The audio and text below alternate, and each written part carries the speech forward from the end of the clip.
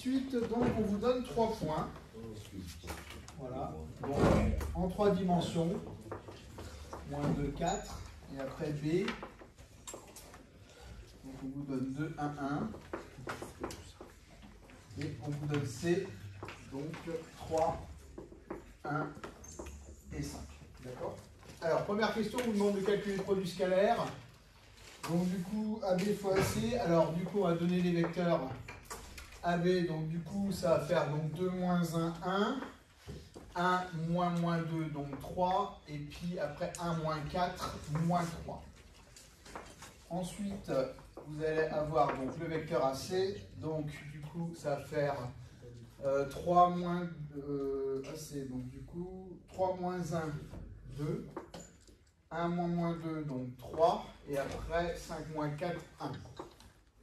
Voilà. Alors, on va calculer donc le produit scalaire.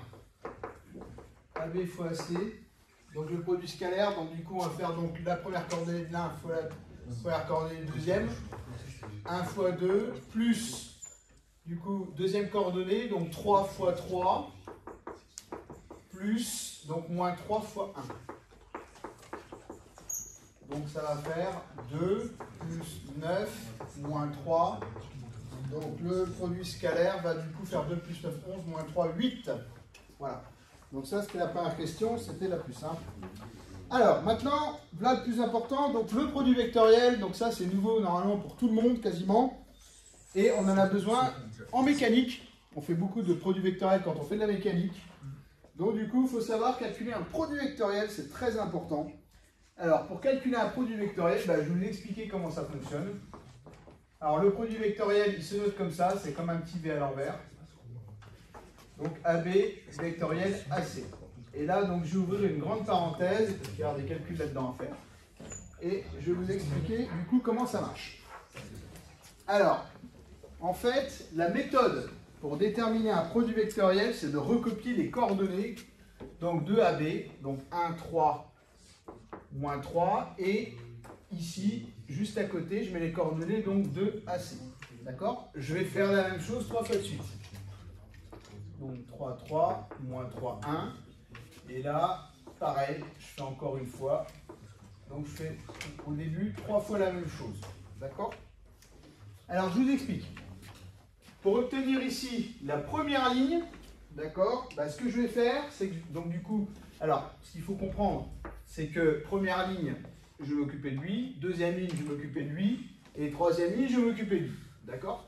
Alors, pour la première ligne ici, d'accord, le premier élément, on va donc rayer la première ligne, d'accord? Et après, on va faire le déterminant de ce qui reste, c'est-à-dire ça fois ça, moins ça fois ça. Donc, ça va faire du coup 3 fois 1 moins 3 fois moins 3. D'accord? Ensuite, pour la deuxième ligne, je vais rayer du coup ici la deuxième ligne. D'accord? Et je vais faire le déterminant de ce qui reste, sauf que sur la deuxième ligne, il y a une particularité, c'est que malheureusement, on est obligé de mettre un moins devant l'opération qu'on va faire. Donc du coup, ça va faire 1 fois 1, d'accord, moins 2 fois moins 3. D'accord? Attention, pas oublier le moins, c'est très important, c'est particulier malheureusement à la deuxième ligne. Alors la troisième ligne, ça redevient comme la première ligne. Donc du coup, troisième ligne, donc je vais rayer ici donc cette ligne-là. D'accord? Et je vais faire le déterminant du reste. Donc ça va faire du coup 1 fois 3 moins 2 fois 3. Alors maintenant que j'ai fait ça, bah, j'ai plus qu'à terminer mes calculs. Donc AB vectoriel AC, du coup. Donc 3 fois 1, ça fait 3. Et moins, alors ça va faire donc 3 plus 9. Ensuite ici, là, attention, donc il y a le moins devant qu'il faut bien intégrer. Donc 1 fois 1, ça fait 1. Moins 2 fois moins 3, donc ça fait du coup plus 6. Et après en dernier, donc je vais avoir 3 et après moins 6. Donc finalement, alors donc finalement, le vecteur AB vectoriel AC va pour coordonnées 3 plus 9, 12. Ensuite, moins 1 plus 6, donc moins 7. Et là ici, 3 moins 6, donc moins 3. Voilà le résultat du produit vectoriel. Alors, je vous expliquais, le produit vectoriel, en réalité, il sert à construire un troisième vecteur de base. Parce que là, par exemple, si vous avez ici un point A, d'accord, vous avez donc AB qui est comme ça, vous avez par exemple AC qui est comme ça, d'accord. Dans ce cas-là, le produit vectoriel va vous faire un vecteur qui va être orthogonal aux deux autres. Donc là, ici, je vais avoir un angle droit et là, je vais avoir un autre angle droit. D'accord? Donc ça, c'est une première application du produit vectoriel, c'est qu'on construit du coup une base 3D avec ça. D'accord? Alors, deuxième application du produit vectoriel, c'est du coup pour répondre à la question 3. D'accord? Parce que ça, c'était la question 2. Alors, à la question 3, on vous demande donc de regarder si les points ABC sont alignés. Alors, il faut savoir que si le produit vectoriel est nul, alors ça veut dire que les vecteurs, en fait, ils sont collinéaires. Et donc, si les vecteurs sont collinéaires, ça veut dire du coup que les 3 points sont alignés. Alors, du coup, AB, donc vectoriel AC, donc est différent cette fois-ci du vecteur nul, on n'a pas trouvé 0, 0, 0. Donc, AB et AC, du coup, ne sont pas collinéaires.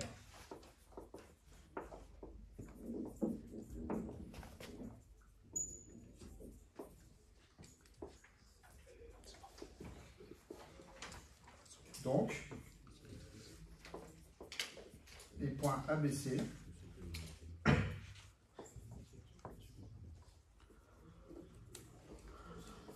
A, B et C ne sont pas alignés.